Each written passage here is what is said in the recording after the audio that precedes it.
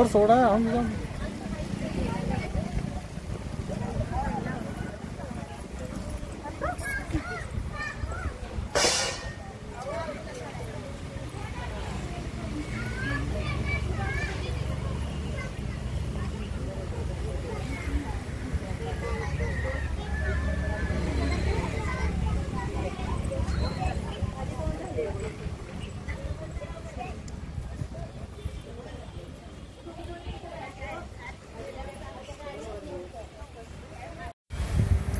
सौ हिमगौरी संजीव कदम।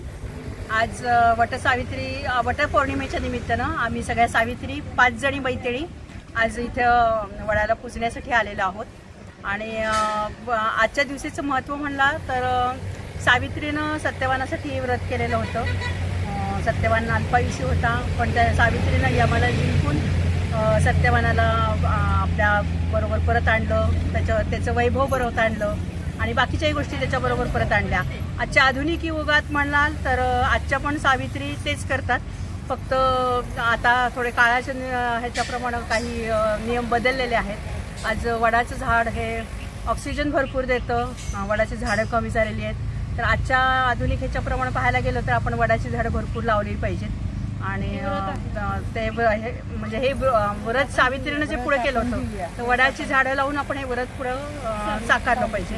आणि आम्ही या 5 मैत्रिणी ज्या आलेलो आहोत आज, तर ते आम्ही ह्या संकल्प करत आहोत की वृक्षारोपण करू आणि हा संकल्प पुढे पार पडू। नमस्कार, मी अमृता शिंदे। आज आपण वडाच्या पूजेसाठी इथे सगळं जमलेलो आहोत। आम्ही 5 मैत्रिणी आज इथे जमलेलो आहोत। आपण नेहमी एक व्रत करतो वडासाठी वडाची फेऱ्यावरून एक व्रत पूर्ण करतो, त्याचप्रमाणे आपण आता व्रत अखंड चालू ठेवूया की आपण वडाची झाडं लावून त्याला आपण जोपासूयात, त्याची नीट निगा राखूयात आणि भरपूर ऑक्सिजन देऊन भरपूर पाऊस पडून आपल्याला आपलं नेचर व्यवस्थित आपण पुढे चालू ठेवूयात। बस एवढंच। नाव सांगतो, अनुराधा प्रशांत लावंघरे।